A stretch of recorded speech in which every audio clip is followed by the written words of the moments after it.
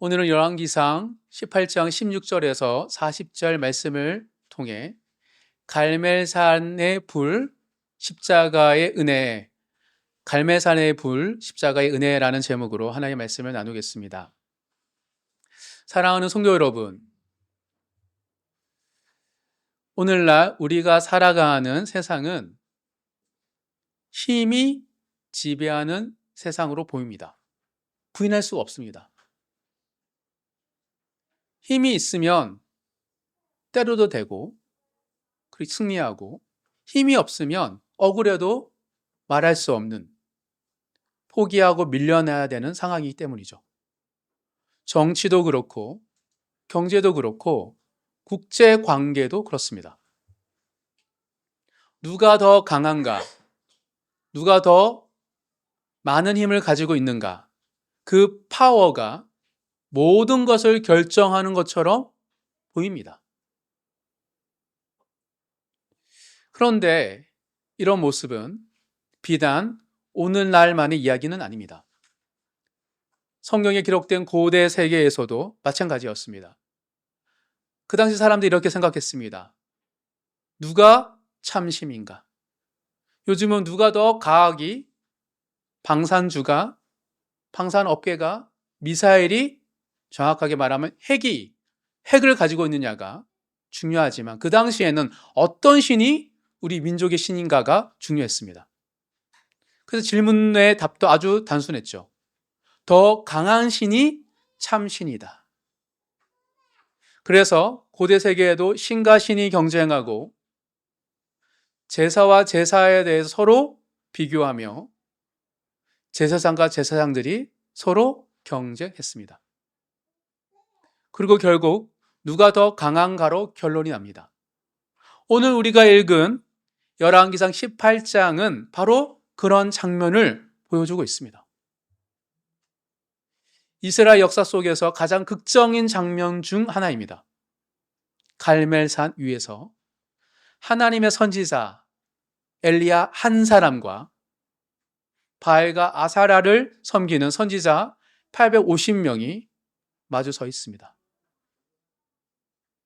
숫자로 보면 이미 승무가 끝난 것처럼 보입니다. 한쪽은 한 사람이고 한쪽은 850명, 그리고 그 중에 450명과 마주 서 있습니다. 게다가 그들은 이스라엘의 왕, 가나안의 왕이 아닙니다. 이스라엘의 왕 아합과 왕후 이세벨의 전폭적인 지지를 받고 있어요. 바알을 섬기는 선지자들이. 권력도, 숫자도, 분위기도 모두 바알 편입니다. 그러나 하나님의 선지자 엘리야는 그 위압적인 순간에 오히려 구경하러 온 백성들에게 나아가 이렇게 질문합니다. 열왕기상 18장 21절을 한 절을 다 같이 읽어보도록 하겠습니다. 엘리야가 모든 백성에게 가까이 나아가 이르되 너희가 어느 때까지 둘 사이에서 머뭇머뭇하려느냐? 여호와가 만일 하나님이면 그를 따르고 바알이 만일 하나님이면 그를 따를지니라 하니 백성이 말 한마디도 대답하지 아니하는지라.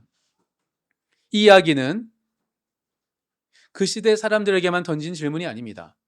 오늘 우리에게도 동일하게 던져지는 질문입니다. 누구를 따르고 있느냐? 세상의 힘입니까? 아니면 하나님입니까? 오늘 본문은 갈멜산 위에서 내려온 불을 통해 누가 참 하나님인지를 분명히 보여주고 있습니다. 그러나 신구약 전체 성경은 여기에서 멈추지 않습니다. 구약의 갈멜산에서는 하늘에서 불이 내려왔습니다. 그 불은 하나님이 참 하나님이심을 드러내는 사건이었죠. 그런데 약 900년 후 신약 로마 제국 시대에서는 예루살렘 공고다 언덕에서는 또 하나의 놀라운 사건이 일어났습니다. 이번에는 불이 내려오는 것이 아니라 하나님의 아들의 피가 흘려내렸습니다. 겉으로 보면 세상의 힘이 하나님의 아들까지 죽인 것처럼 보입니다. 세상은 여전히 악한 권세가 지배하는 것처럼 보일 수밖에 없습니다. 그러나 놀랍게도 완전한 패배처럼 보였던 그 십자가의 죽음이 예수님의 부활을 통해 완전한 승리로 선포되었습니다. 이것이 바로 복음입니다. 사랑하는 성도 여러분, 복음의 관점으로 보면 열왕기상 18장은 단순한 기적 이야기가 아닙니다. 수백 년 동안 억압받다가 한 번 도와주셨던 하나님의 기적 이야기가 아닙니다. 갈멜산의 불이 어떻게 십자가의 은혜로 이어지는지를 보여주는 하나의 사건이죠. 오늘 우리는 갈멜산의 불 그리고 십자가의 은혜라는 말씀을 통해 힘이 지배하는 것처럼 보이는 세상의 논리 앞에서 하나님의 백성은 어떻게 살아야 하는지, 그리고 그 속에서 하나님의 섭리를 어떻게 발견해야 하는지를 함께 살펴보도록 하겠습니다. 이 말씀을 통해 세상의 힘이 아니라 하나님의 은혜를 바라보며 살아가시는 모든 성도님 되시길 주님 이름으로 축복합니다. 힘이 지배하는 세상의 논리 앞에서 오늘 본문이 주는 교훈이 있습니다. 크게 세 가지로 살펴보겠습니다. 첫 번째, 하나님은 악한 시대에도 하나님의 사람을 남겨두십니다. 세상이 악해도 그곳에 남은 자, 하나님의 사람이 있어요. 이게 교훈입니다. 먼저 열왕기상 18장 16절 17절 두 절을 다시 한번 읽도록 하겠습니다. 오바댜가 가서 아합을 만나 그에게 말하매 아합이 엘리야를 만나러 가다가 엘리야를 볼 때에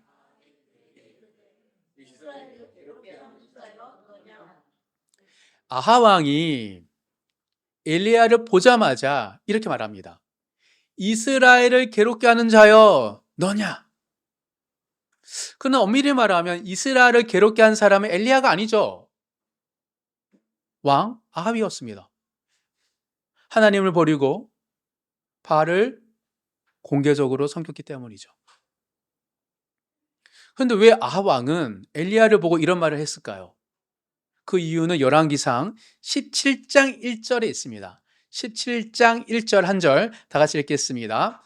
길르앗에 우거하는 자 중에 디셋 사람 엘리야가 아합에게 말하되 내가 섬기는 이스라엘의 하나님 여호와께서 살아계심을 두고 맹세하노니 내 말이 없으면 수년 동안 비도 이슬도 있지 아니하니라. 하나님 사람 엘리야가 먼저 아합에게 선포했습니다. 내 말이 없으면 수년 동안 비도 이슬도 있지 아니하니라.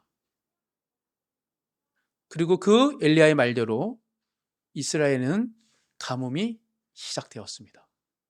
수년 동안 비도 안 오고 아침에 이슬도 없었어요. 땅은 마르고 가축들은 죽어가고 나라 전체가 고통 속에 들어가기 시작했던 것이죠. 그래서 아합은 그 모든 책임을 엘리야에게 돌립니다. 몇 년 만에 만나서 이스라엘을 괴롭게 하는 자여 너냐? 그러나 이 가뭄은 엘리야가 만든 재앙이 아니죠. 그럴 수 있나요? 엘리야가? 사람이 가뭄을 임하게 할 수 있나요? 아합 왕의 우상 숭배에 대한 하나님의 심판이었습니다. 근데 아합 왕은 그걸 모르고 이스라엘 괴롭게 하는 자여 너냐 그러고 있어요. 아니 진짜 비를 못 내게 할 정도의 능력이 있으면 엎드려 하죠. 엘리야에게. 하나님의 심판인데 아합은 부인하고 그거를 책임을 전가하고 있는 것입니다. 그래서 여기서 우리가 한 가지 중요한 사실을 보게 됩니다. 엘리야와 아합의 이 만남은 우연히 일어난 일이 아니었습니다. 우리 열왕기상 18장 1절 2절을 1절 2절 함께 읽도록 하겠습니다. 많은 날이 지나고 제3년에 여호와의 말씀이 엘리야에게 임하여 이르시되 너는 가서 아합에게 보이라. 내가 비를 지면에 내리리라. 엘리야가 아합에게 보이려고 가니 그때의 사마리아의 기근이 심하였더라. 수년 동안 가뭄이 3년째, 그러니까 3년 정도 가뭄이 심했던 것이죠. 즉 아합 왕과 엘리야의 만남은 엘리야가 만든 것도 아니고 아합이 계획한 것도 아닙니다. 하나님의 때에 하나님께서 이루신 것이죠. 하나님이 엘리야에게 말씀하시자 엘리야는 움직였습니다. 광야에 있던 엘리야는 아합을 만나려고. 근데 흥미롭습니다. 왕궁에 안 가요. 그가 순종을 하자 엘리야만 움직인 것이 아니에요. 왕궁에 있던 아합 왕도 움직이기 시작합니다. 열왕기상 18장 3절에서 5절, 3절에서 5절 다 같이 읽겠습니다. 아합이 왕궁 맡은 자 오베다를 불렀으니 이 오베다는 여호와를 지극히 경외하는 자라. 이세벨이 여호와의 선지자들을 멸할 때에 오베다가 선지자 100명을 가지고 50명씩 굴에 숨기고 떡과 물을 먹였더라. 아합이 오베다에게 이르되 이 땅의 모든 물 근원과 모든 데로 가자. 혹시 꼴을 얻으리라. 그리하면 말과 노새를 살리니 짐승을 다 잃지 않게 되리라 하고. 가뭄 때문에 3년째가 되니까 아합 왕의 가축들도 죽어가기 시작했던 거예요. 그래서 아합 왕은 왕궁을 맡고 있는 오베아다와 함께 왕궁 밖으로 나옵니다. 놀랍죠. 이스라엘의 왕이 이스라엘 백성이 고통스러워서 하나님께 엎드리고 엘리야를 찾고 움직이는 게 아니에요. 자기 가축이 이제 서서히 죽기 시작하니까 발등에 불이 떨어지니까 이제 움직이기 시작한 거예요. 그리고 성경은 말합니다. 아합은 한 길로 가고 오베아다는 다른 길로 나갔습니다. 겉으로 보면 같은 목적을 가진 두 사람이 같이 움직인 것처럼 보입니다. 그러나 성경은 분명히 이렇게 오베아다에 대해서 기록합니다. 오베아다는 여호와를 지극히 경외하는 자라. 지극히. 오베아다는 아합 왕궁에서 일하는 사람이었습니다. 그것도 제일 측근이었죠. 그러나 그의 마음은 하나님께 속한 사람이었습니다. 하나님의 가장 가까운 사람이었던 것이죠. 왕후 이세벨이 여호와의 선지자들을 죽일 때 오베아다는 선지자 100명을 숨겨 떡과 물을 먹이며 살려 죽이기까지 했습니다. 놀랍게도 아합과 이세벨의 왕궁, 이스라엘 역사 속에 가장 어두운 흑암이 가득한 그 시대의 왕궁 안에서도 누가 하나님을 지극히 경외하는 하나님 사람이 있었다는 것이 놀라운 사실입니다. 사랑하는 성도 여러분, 세상에 아무리 어두워 보여도 하나님의 사람이 사라지는 건 아닙니다. 줄어들고 소수일 수 있습니다.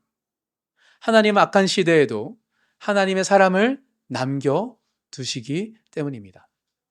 엘리야처럼 공개적으로 앞에 서서 하나님의 역사를 선포하는 사람도 있고, 오베다처럼 보이지 않는 자리, 악의 구렁텅이 한가운데서 믿음을 지키는 사람도 있습니다. 그러나 중요한 것은 어디에 서 있느냐가 아니라 누구에게 속해 있느냐입니다. 그리고 하나님은 그 하나님의 사람들을 하나님의 때에 만나게 하세요. 엘리야와 오베다가 하나님 때에 만나게 된 것처럼 우리의 삶 속에서도 믿음의 사람들을 만나게 하십니다. 그러니 절망하거나 하나님을 원망하기를 멈추시길 바랍니다. 그리고 하나님의 때를 기다리시기 바라요. 그때 하나님은 하나님의 사람들을 통해 하나님 일을 시작하시기 때문입니다. 그런데 바로 그때 엘리야가 아합에게 이렇게 말합니다. 열왕기상 18장 18절 19절 18절, 19절 두 절 다 같이 읽겠습니다. 그가 대답하되 내가 이스라엘을 괴롭게 한 것이 아니라 당신과 당신의 아버지의 집이 괴롭게 하였으니 이는 여호와의 명령을 버렸고 당신이 바알들을 따랐음이라. 그런즉 사람을 보내 온 이스라엘과 이세벨의 상에서 먹는 바알의 선지자 450명과 아사라의 선지자 400명을 갈멜산으로 모아 내게로 나오게 하소서. 엘리야는 분명히 아합에게 말하고 있습니다.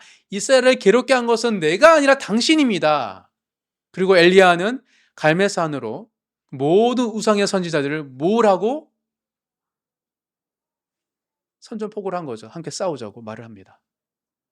이제 하나님께서 누가 참 하나님이신지 분명히 드러날 순간이 찾아왔기 때문입니다.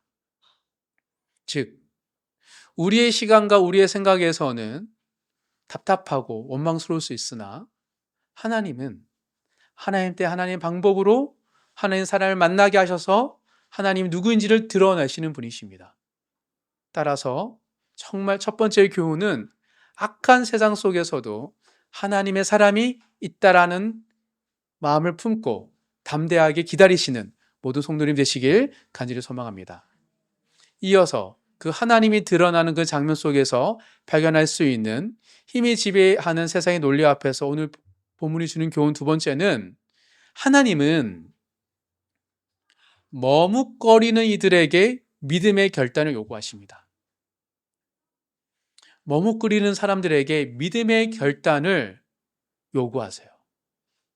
악한 세상 속에서도 하나님이 우리가 머뭇거릴 때 우리에게 믿음의 결단을 요구하십니다. 열왕기상 18장 20절, 21절 두 절 다 같이 함께 읽겠습니다. 아합이 이에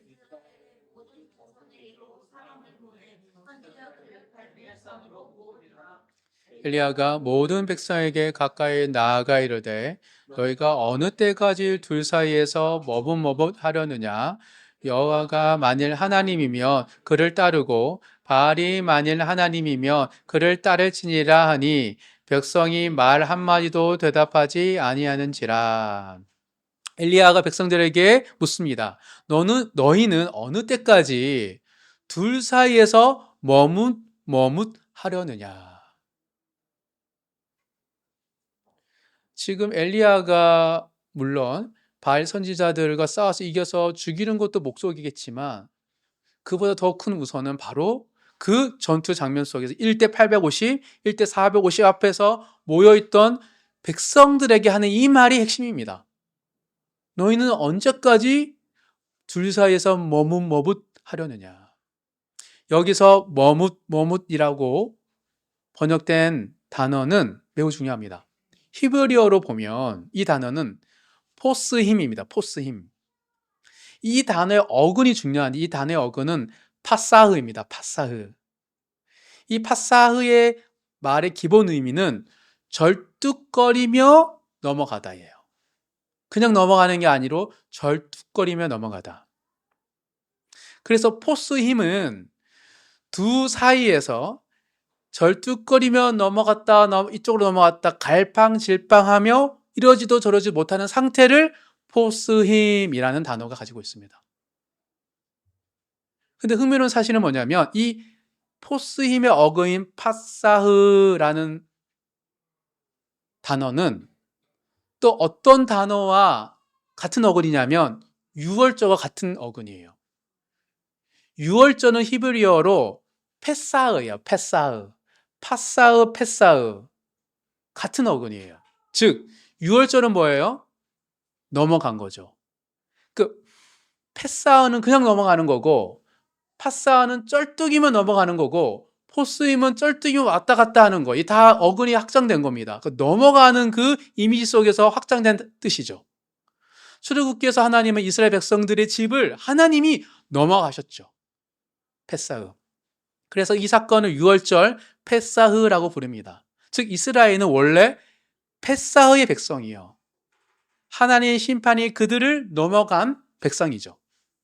즉 하나님의 은혜로 살아난 백성이 이스라엘 백성들입니다. 근데 지금 갈멜산에서 이스라엘 백성들 어떤 모습입니까? 엘리야가 말합니다. 너희가 어느 때까지 머뭇머뭇 포스임하느냐? 절뚝거리며 이쪽 저쪽을 오가며 두 사이에서 갈팡질팡하며 머뭇거리고 있느냐라고 말하고 있습니다. 하나님을 붙들었다가 바알도 붙드는 상태, 하나님도 버리지 못하고 그렇다고 우상도 포기하지 못하는 그 상태. 그래서 엘리야는 백성들을 분명히 말합니다. 여호와가 하나님이면 하나님을 따르고 바알이 하나님이면 바알을 따르라. 하나님은 머뭇거리는 믿음을 그대로 두지 않으십니다. 하나님은 결단을 지금 이스라엘 백성들에게 요구하십니다. 그런데 여기서 또 한 가지 놀라운 또 재미있는 사실이 있습니다. 이 포스임, 머뭇거리는 이 단어가 이스라엘 백성들을 향한 엘리야의 말뿐만 아니라 또 다른 구절에도 똑같이 사용되었어요. 그게 바로 18장 26절입니다. 우리 열왕기상 18장 25절과 26절 두 절을 함께 읽겠습니다. 엘리야가 바알의 선지자에게 이르되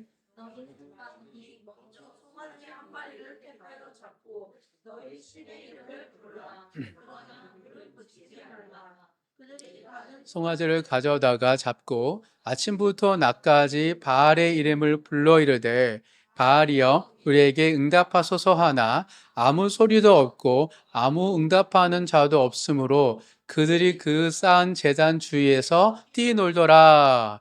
여기서 뛰놀더라 라는 표현이 히브리어로 포스임이에요. 즉 바알 선지자들이 제단 주위에서 쩔뚝거리며 갈팡질팡하며 미친 듯이 뛰는 모습이 포스임. 그런데 성경은 이스라엘 백성들이 지금 가만히 있잖아요. 몸은. 근데 지금 가만히 있는 이스라엘 백성들과 지금 어떻게 하면 불이 임하기 위해서 미친 짓을 하고 있는 바알 선지자의 모습을 동일한 단어로 말하고 있습니다. 이 말은 무슨 의미입니까? 이스라엘은 사실 이렇게 말하고 있는 거예요. 너희는 지금 이들 앞에서 하고 있는 바알 선지자처럼 살고 있다. 하나님과 우상 사이에서 불안한 듯 갈팡질팡하며 머뭇거리며 이러지도 못하고 저러지도 못하는 모습이 너희들의 모습이다. 애쓰지만 수고하지만 불이 임하지 않고 자기 몸을 찢으면서 학대하는 모습이 바로 너희들의 모습이다 라고 말하고 있는 것입니다. 사랑하는 성도 여러분, 생각해 보면 이스라엘 백성들의 모습이 또한 우리와 그렇게 다르지 않습니다.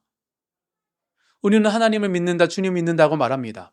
그러나 중요한 선택의 순간에 오면 세상의 방식을 찾고 그 방식대로 따르는 게 더 안전해 보이죠. 그리고 하나님을 포기도 못합니다. 하나님을 붙들고 싶고 또 세상의 힘도 붙들고 싶어 합니다. 그래서 하나님과 세상 사이에서 머뭇거리죠. 갈팡질팡합니다. 그러나 하나님은 이 상태를 그대로 두고 보지 않으십니다. 오늘 우리에게도 같은 질문을 던지고 계시기 때문이죠. 너희가 어느 때까지 머뭇 포스임하려느냐?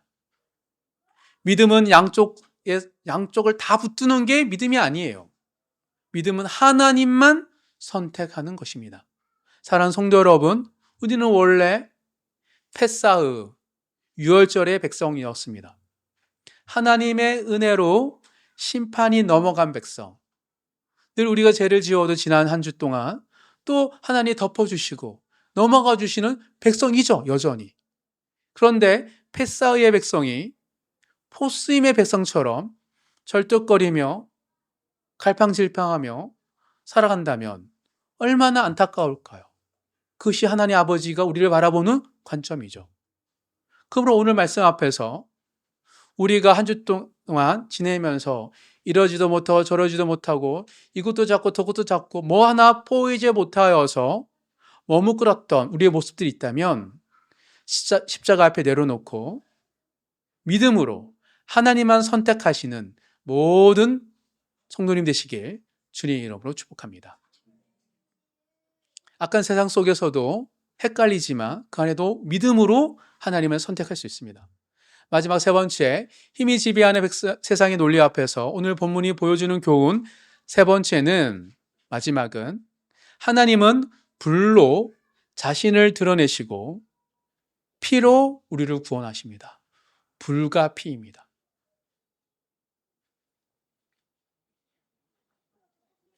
악한 세상의 힘이 아니고 하나님의 불과 하나님의 피가 세상에 이기게 하는 거죠. 이제 열왕기상 18장 36절에서 38절까지 세 절을 다 같이 읽어보도록 하겠습니다. 저녁 소재 드릴 때에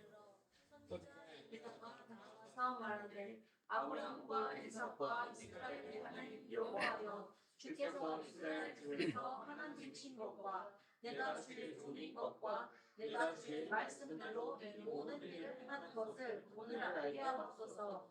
여호와여 내게 응답하옵소서. 내게 응답하옵소서. 이 백성에게 주 여호와는 하나님이신 것과 주는 그들의 마음을 되돌이키심을 알게 하옵소서 하매. 이에 여호와의 불이 내려서 번제물과 나무와 돌과 흙을 태우고 또 도랑에 물을 핥은지라. 엘리야가 기도하자 하늘에서 불이 내려옵니다.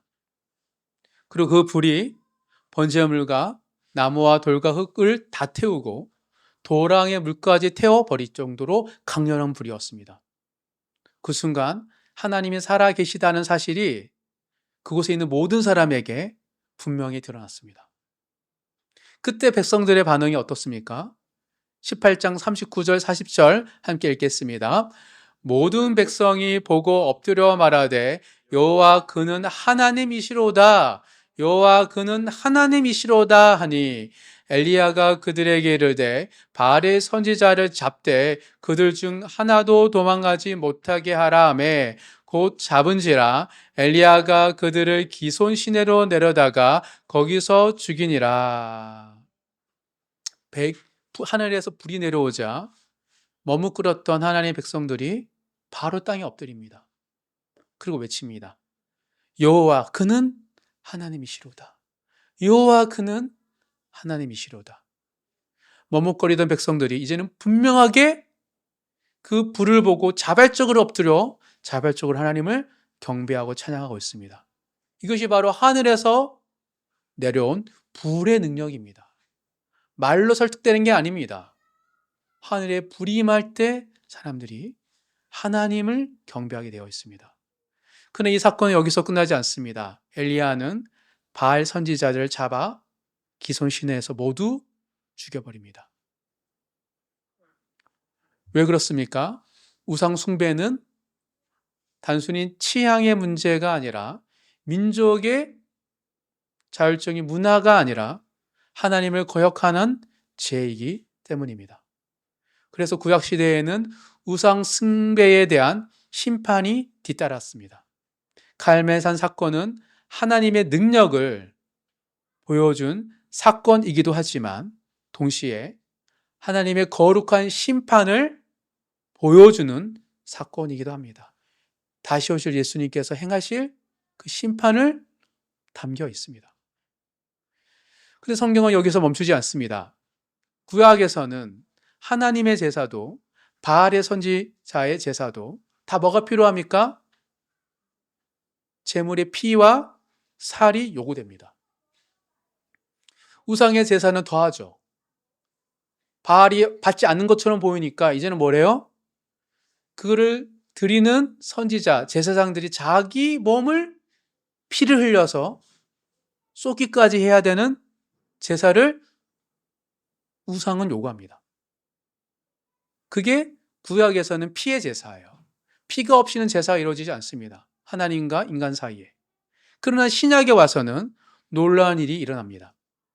하나님은 우리에게 동물의 피도 우리의 피도 요구하지 않으시고 대신 하나님의 아들 예수 그리스도의 피를 친히 쏟아내어 주셨습니다. 갈멜산에서는 불이 내려왔습니다. 그러나 골고다 십자가에서는 피가 흘렀습니다. 또한 갈멜산에서는 우상 숭배에 대한 심판이 내려왔지만 십자가에서는 죄인들을 향한 은혜가 흘러 나오기 시작했습니다.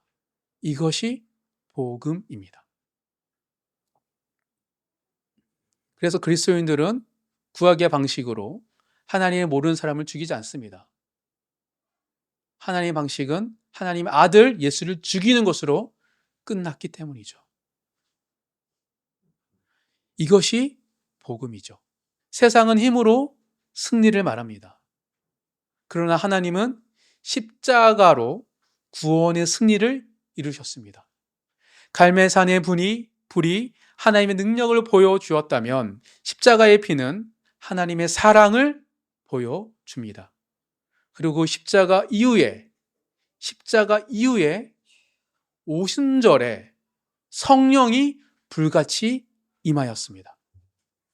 갈멜산의 불이 하늘에서 내려온 것처럼 성령의 불이 하늘에서 우리 가운데 임하였습니다. 사랑하는 성도 여러분, 우리는 구약의 시대에 갈멜산에 임한 불만 바라보는 사람들이 아닙니다.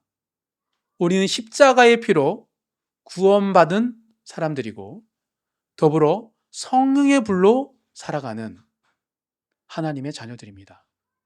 그러므로 세상이 아무리 힘의 논리로 승리를 설명하고 억압한다 할지라도 우리는 오로지 예수 그리스도의 보혈과 성령의 능력으로